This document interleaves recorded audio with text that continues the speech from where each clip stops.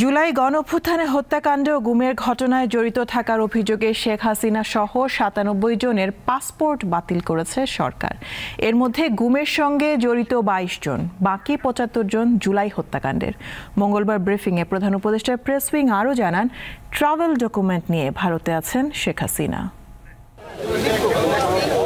Passport অধিদপ্তরের কাজের অগ্রগতি জানাতে মঙ্গলবার সন্ধ্যায় সংবাদ সম্মেলন করে প্রধান উপদেষ্টার প্রেস উইং। এতে জানানো হয়, পাসপোর্ট পেতে হয়রানি কমাতে বেশ কিছু উদ্যোগ নিয়েছে অন্তর্বর্তী সরকার। এখন থেকে ই পাসপোর্ট পাওয়ার ক্ষেত্রে প্রবাসীরাও SMS পাবে, আর পাসপোর্ট অফিস দালাল মুক্ত করতে এজেন্ট নিয়োগ দেয়া হবে। কাল থেকে এই ই পাসপোর্ট পাওয়ার ক্ষেত্রে এই SMS সার্ভিসটা বিদেশেও চালু হবে প্রবাসী বাংলাদেশিদের জন্য। ডেভেলপমেন্টটা ই পাসপোর্টের জন্য, এছাড়া মেশিন রিডেবল পাসপোর্ট ১,৮২,৭৪৫টা পাসপোর্ট, মেশিন রিডেবল পাসপোর্ট বিভিন্ন দূতাবাসে পৌঁছানো হয়েছে এবং এগুলো অচিরেই বিতরণ শুরু হবে।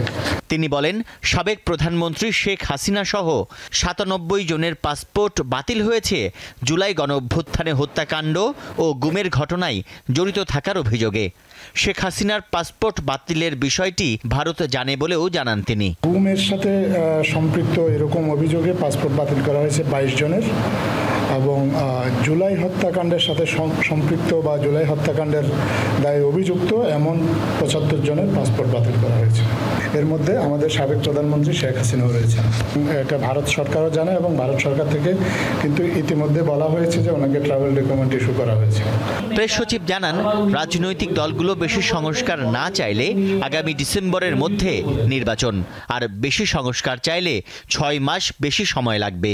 যদি কম রিফর্ম হয় তাহলে উনি বলেছেন যে এটা ডিসেম্বরের মধ্যে একটা ইলেকশন করা যেতে পারে।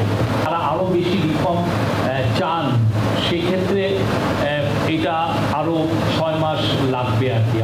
তিনি জানান, জামায়াতের আমিরের সঙ্গে অন্তর্বর্তী সরকারের প্রধান উপদেষ্টার প্রথম বৈঠক হয়েছে। এ সময় সংস্কার ও নির্বাচন সহ নানা ইস্যুতে কথা বলেন তারা। এক প্রশ্নের জবাবে প্রেস সচিব জানান, এ মাসের মধ্যে পাঠ্য বই বিতরণ সম্ভব। তানভীর খন্দকার, দীপ্ত সংবাদ, ঢাকা।